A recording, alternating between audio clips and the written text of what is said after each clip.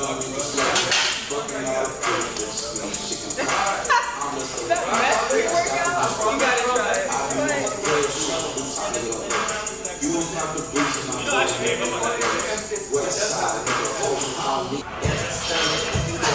mess workout, you gotta try it.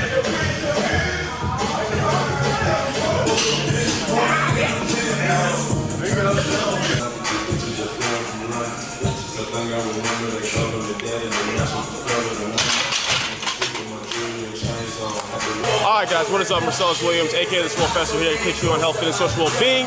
And your boy is feeling good. You guys know from my last video what I've done this past week with training to get my fatigue better managed from what happened the previous week, and it is feeling good. I've been on top of my sleep, been keeping stress really low, been on top of my nutrition. Your boy weighed 173.5 this morning, so we're back to where we were before we, had the stressful week last week and lost that weight. And everything is feeling very good and very locked in, much better than what it did last week. And you guys just saw me hit 430 pounds for my last warm-up. So I'm thinking somewhere between 446 to 452 for my top set. I'm gonna fill it out. Not fill it out, I'm gonna review the video and then based upon that, decide what type of call I wanna make for my top set.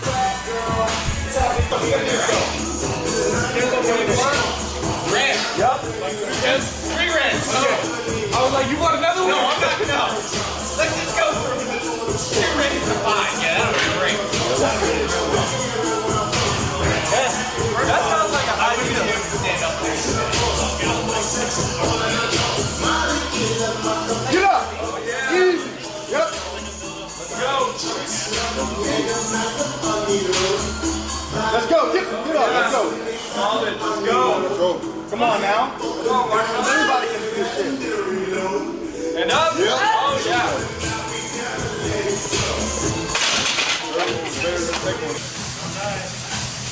How long that arm for?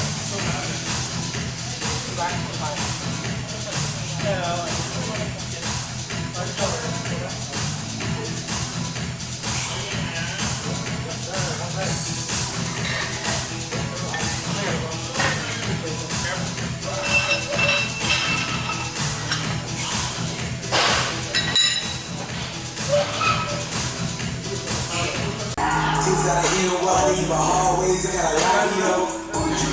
Up and down, case Monday night, she made a hobby of it. Stay down, I say dogs, better never love us. Get my niggas off all day, we're still on that whole thing, try to copy of it. One down, Alright guys, so squats felt fantastic. 452 for my top triple. Felt and moved a lot better than when I hit it for my heaviest triple last block. And the thing is, on my first 2 reps, I noticed that I actually was like compensating for depth too much. Like I was going way lower than what I actually needed to. So on that 3rd one, I really just trusted the brace. And when I felt my brace at like the peak point of tension, that's when I drove back up. And you guys saw how much faster I reversed out of the hole compared to the 2nd rep, which I'm not mad about because one of those things where like, okay, if I end up going a little bit lower than what I actually need to, it's nice to know that I can still drop up out of it. But it's also good to know that I can just trust myself based upon feel and not think, oh, I'm not going low enough, because I've always been good with kinesthetic awareness in terms of like my depth. So I just have to like trust that brace and trust that feeling. And then my back down's fantastic. You guys noticed on one of the back downs I showed you, I was using Michael's SBD belt because I just wanted to try that out, and it felt really good. In my experience, whether the SBD belt is good or not is oftentimes based on how someone's built. For some of my clients who try it, they feel like they just can't get a good position with it, no matter how long they wear it or how much they try to break it in. Some of my other clients, it feels great. For me, it felt really good, so that might be something I'll look into getting. But just from taking care of my recovery this past week leading into these days, as well as getting my weight back up, everything just felt a lot more stable, strong. I didn't feel the need to rush into the hole. I felt very tight and controlled going in. It could reverse back out very easily. So really happy with that. I'm expecting to pull something really nice now.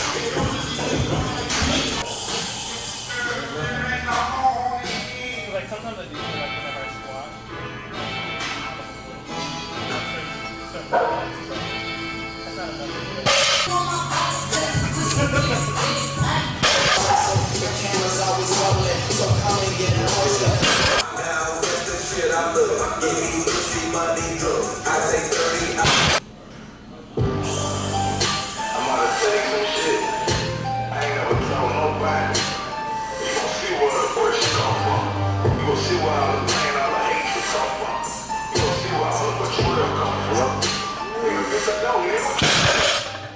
Yeah, so top set of 556 pounds felt perfect for the RP 7.5, and I'm really happy with it just because despite being on top of recovery and fatigue management last week, I'm still doing generally a little bit more volume. This block compared to last block, as I explained in my last video, that's really the only difference between these blocks, is that I'm high barring on my secondary day instead of SSB squats, and then I'm doing a little bit more volume. So I know fatigue is going to be a little bit higher in general, and my pull out of all three lists is obviously the most affected by fatigue. So to be able to come in and pull that and it feel better than 540 is great. And my patience feels so on point now. Like at no point am I thinking about how fast it gets off the ground. I just get the slack out, I wedge, and I'm just pressing and wait for it to come up. Because once it comes up, I can gauge it from there in terms of like the speed, the lockout, everything like that.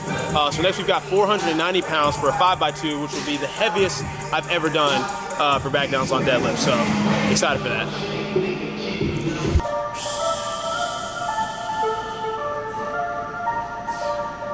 If she ain't fucking, she got to go.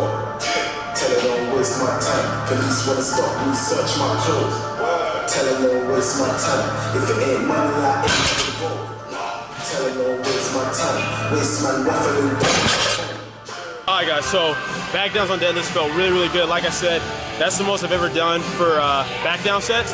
And I just felt very locked in. Something else that I've been working on with my positioning, aside from, you guys already know, patience is my power. I take my time getting the bar. But rather than just bending the knees forward a little bit and then trying to sit back the rest of the way, I've noticed that even with that, I'll eventually get to a point where I still have to kind of flex over a little bit. So I'm making sure that as I sit my hips back, I'm pushing these forward at the same time throughout the entirety of the movement until I get down there. And that puts me in a much better position when I hinge that way. And it just feels really consistent. My last back down, which I'm mad I didn't record just because it would have been funny, my pecs started to cramp on me a little bit. So I had this really disgusted, awkward look on my face when I lined up the second rep. But aside from that, it moved really well. Now we're just gonna finish out with some easy tempo long pause 5x3s on bench, which promised me for my heavy bench day tomorrow, which I'll be showing you guys in this video as well. And then we're done.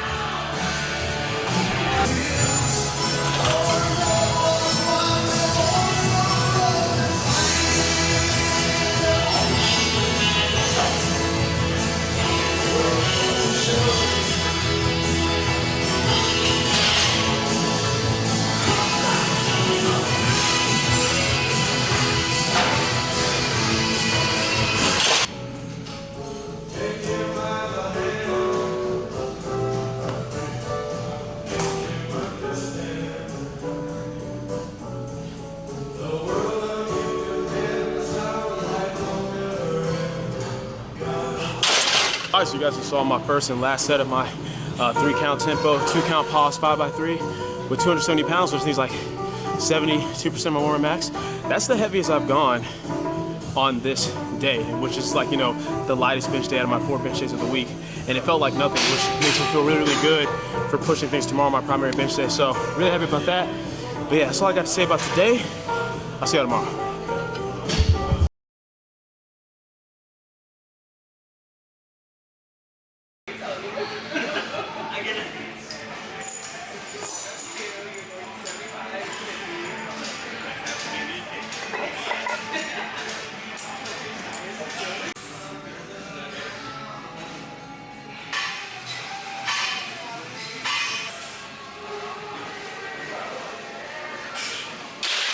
Yeah.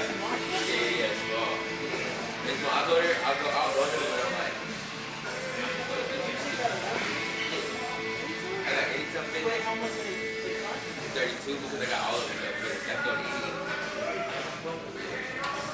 to 80 something. I'll travel a lot. Yeah.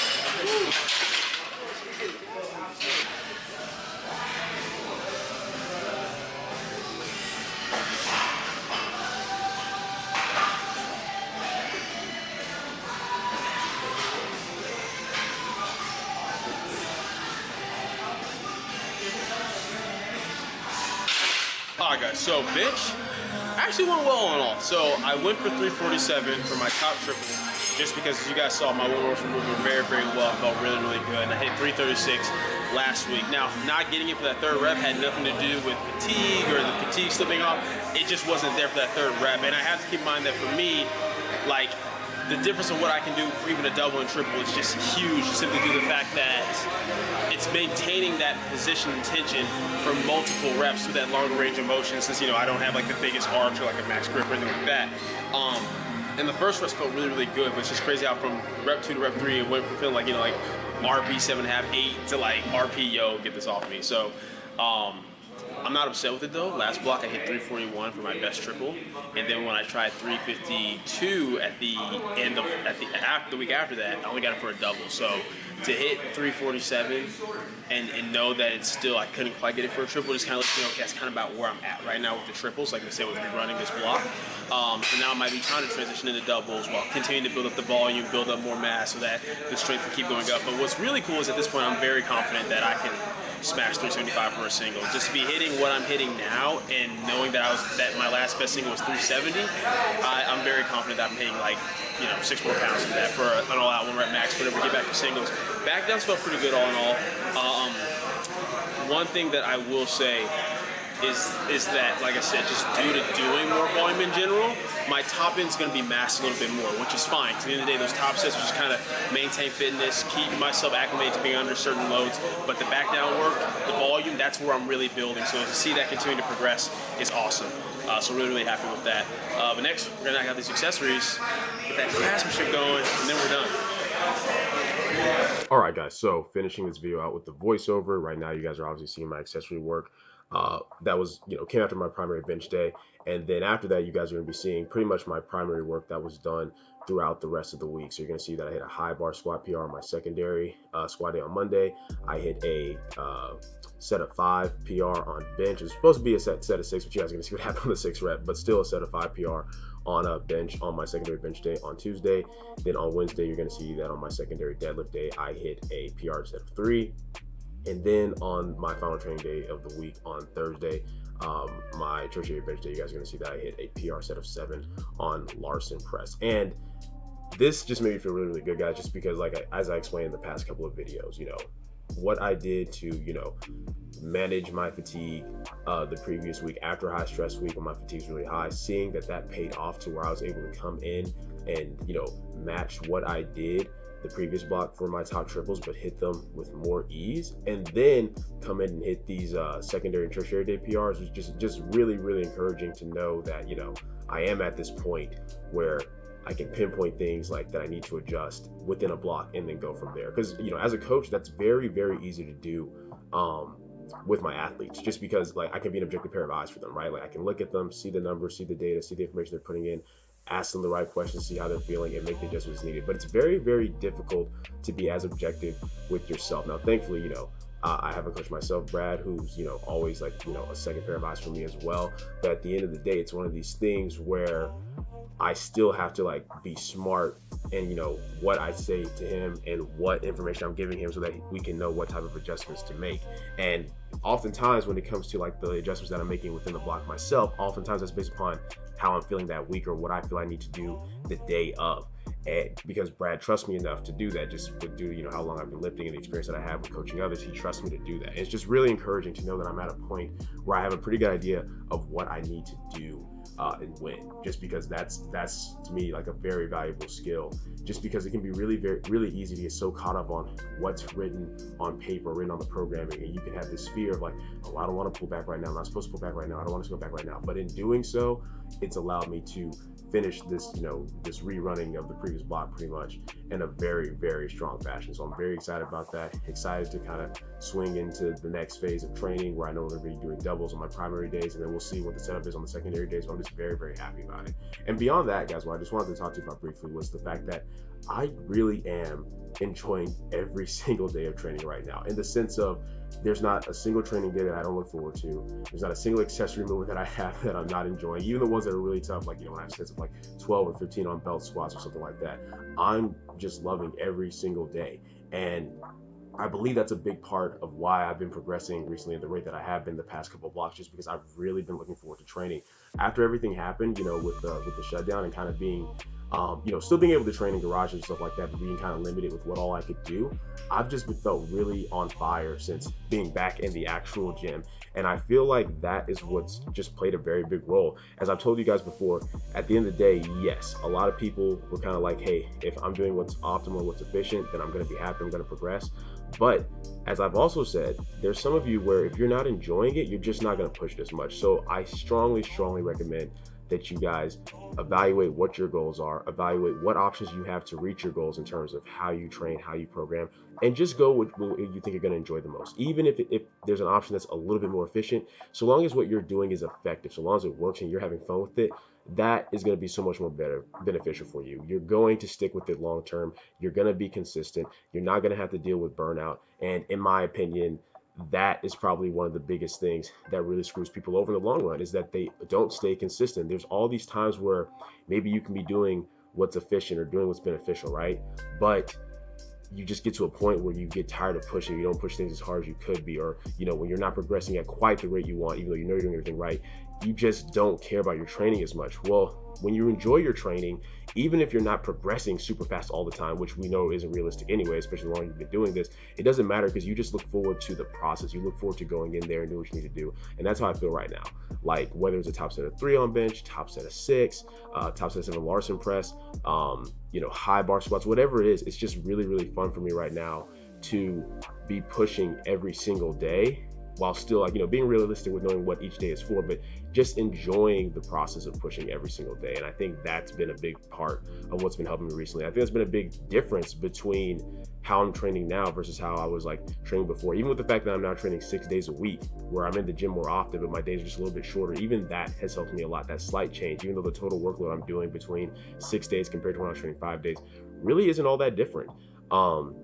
And the amount of times I'm hitting each movement really isn't all that different, but just that structure has helped me a lot. So I encourage you guys just to take that time to find those little things that you can tweak that won't be, a detriment to your training, but can just make it a little bit more fun for you. And if you can find those things and capitalize on them, I promise you it's going to make such a huge difference for you in the long run. First of all, just mentally, but then physically as well, because you're just going to be more consistent with how you push things and how you approach your training. And I just think that's vitally important. But yeah, I just want to talk about that with you guys really, really quick to close this video out. But that is it for this video. Hope you guys enjoyed it. If you did, go ahead and leave a comment down below. Let me know what you did. If you're not, leave a comment down below. Let me know what can get better. Like the video, share, subscribe. Keep it simple, specific, scientific, and I will catch you guys later.